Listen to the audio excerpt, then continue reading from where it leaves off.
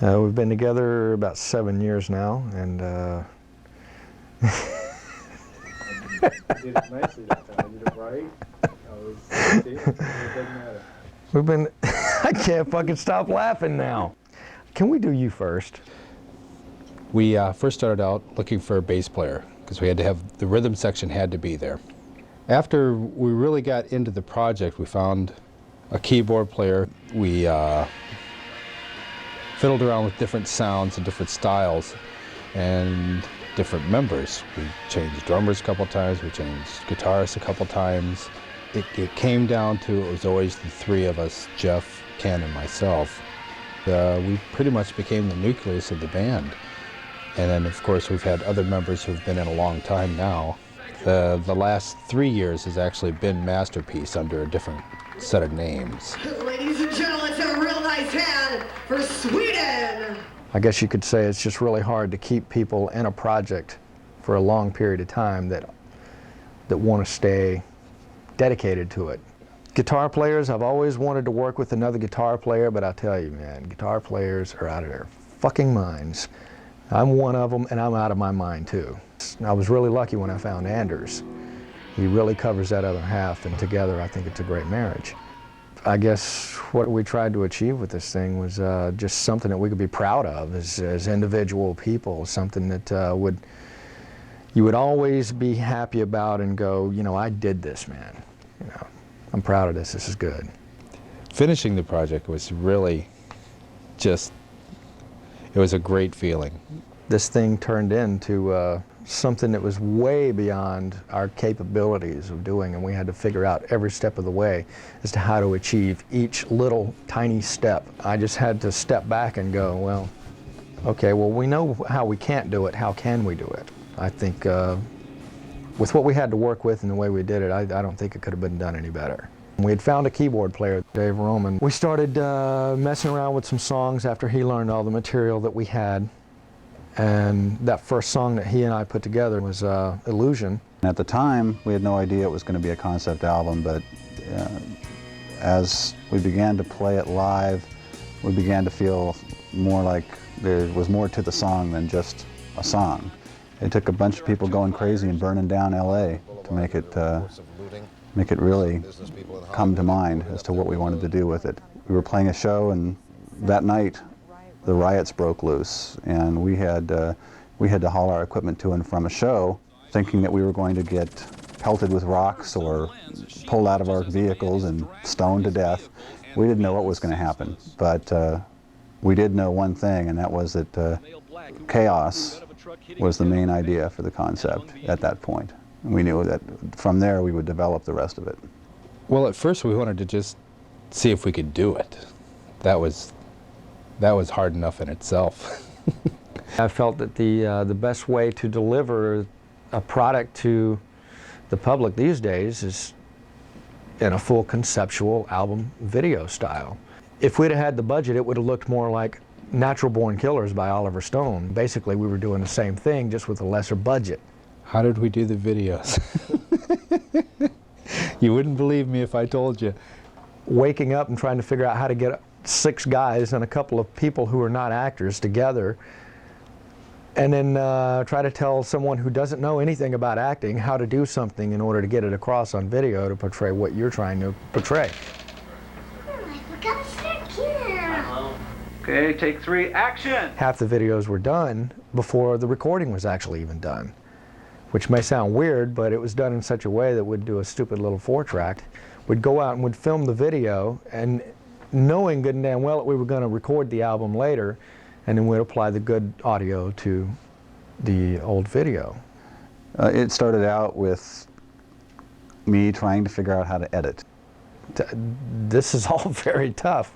You're having to look into the future, and who can predict the future? You get somebody with the talent like of Jeff Sargent, who is an editor, and also Ken Bailey. Between the two of them, you could take almost anything they shoot on film and they could turn it into something. They're uncanny. It's great. The reason we turned into producers, editors, engineers, cameramen is because everybody just destroyed whatever it was we were trying to put out. So we just said, okay, let's stop. We recapped everything and said, why can't we do this ourselves? We're the only one that has a damn clue as to how we want it to look. So instead of having everybody change what we wanted to do, we just turned in and did it all ourselves. It was the only way to do it. In my head, everything is big budget. When you come right down to it, the cameras that we've been able to use and the money we've had is not big budget. That's the hardest thing to me, is to try to take the ideas that I have, or that Ken has, or that Jeff has, and put them in perspective as to what we can actually do. I worked in a post-production facility, and I wanted to explore editing, and what better way than to grab a camcorder and go and shoot your own band. We did a couple of videos that had nothing to do with this concept, that were done before we even started working on this. We realized that it was hard, but we could do it. We had the technology, we had the equipment at our disposal, so when the time came, it was basically just jump in and do it. Toughest song to record, toughest instrument to record. Either way you look at it, in my shoes, it was all tough, because I've never gone to school to learn any of this stuff. I'd just sit back and I'd watch everybody else butcher things, and I'd go, well, I could butcher things just like that, and it turned out that I didn't quite butcher them as bad as other people did. Finally found somebody that I could work with who knew a little more about the technical side. It was Ken Polakovich, who did the Offspring album. That clicks down here on the bass. There were no techniques. We threw a damn mic up and we went for it. Although I had all these blown out of proportion ideas that there's got to be these fantastic ways of recording this instrument to make it better. No. Anybody who's out there who thinks there's this wonderful way of doing it, unless you've got millions of dollars and a Mutt Lange sitting in the studio with you, you're probably not going to get them. So just be the best you can and record it with a mic and go for it. The most difficult part of the recording that I had was working all day and staying up all night trying to sing like that. Trying to figure out how to keep everybody together so that you had a complete band when you finish this thing 2 years later. Never having money, trying to figure out how to pay for each session when you go in and record this thing. Where we're going to come up with cameras, equipment, all of these things, always stuff breaking down. You know, how are we going to fix all of this stuff? You got no money, no way of doing anything, no investors, no nothing, you know. You just got yourself, and you're figuring out how to overcome all of these things. So it's all tough. As far as consistency goes in the videos, you know, sometimes we have facial hair, sometimes we don't. Thank God we didn't start doing these in the 80s, or we'd all be in trouble. Yeah, trying not to fall out of the back of the truck was a problem. I bet people are driving by going, what the hell was that guy doing in the back of the truck? You know, standing on the railroad tracks with your back to a train coming, that, you know, got a little scary from time to time. But for the most part, no, you know, consistency on shooting the videos, it's just a matter of, you know, remembering what it needs to look like and just making it look like that. If you got a Christmas tree, you got a Christmas video. That Christmas tree would have been considered a fire hazard by the time we shot the video for it. Thank God Ken left it up, because if he hadn't left the Christmas tree up, we'd have had a hell of a time trying to find a Christmas tree in, what was it, you know, May or June. Well, I think there's only one advantage to a budget constraint, and that means that you have to make a decision as quick as possible on everything that you do. All they're going to do is say, get out of here. The majority of people, you know, usually their first or second take is usually the most honest.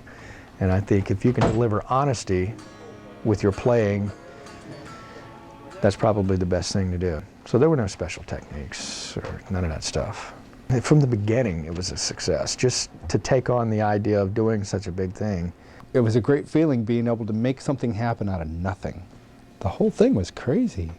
How could we have ever thought we could do this? But we did it, so there we are.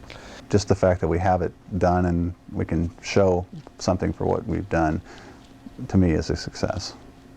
That's a success in itself, to get 6 guys to agree to do something like this. The fact that we've done it, and that it came out 99% the way we wanted it to, that it's a success. You know, this is going to be a documentary someday. Right.